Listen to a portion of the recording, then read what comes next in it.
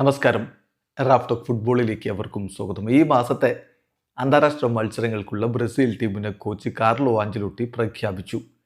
2 മത്സരങ്ങൾ ഏഷ്യയിലാണ് ഇത്തവണ ബ്രസീൽ കളിക്കുന്നത്. ആദ്യ കളി south കൊറിയയ്ക്കെതിരെ October 10-നാണ്.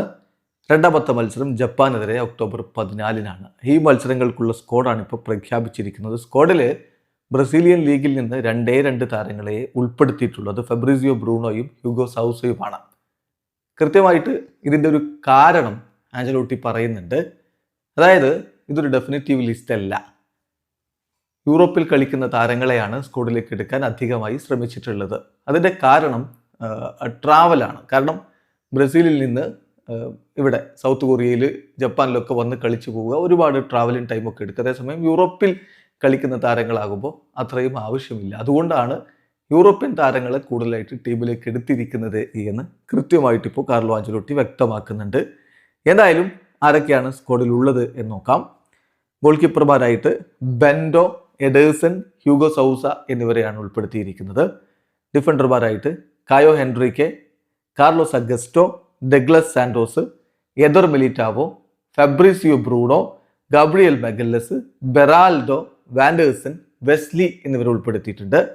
മധ്യനിരയിലേക്ക് Andre, Bruno Guimaraes, Casemiro, Joao Gomes, Joelinton, Lucas Paqueta എന്നിവരാണുള്ളത്. മുന്നേറ്റ നിരയിലേക്ക് Estevao, Gabriel Martinelli, Igor Jesus, Luiz Henrique, Matheus Cunha, Richarlison, Rodrigo, Vini Junior എന്നിവരെയും ഉൾപ്പെടുത്തിയിട്ടുണ്ട്.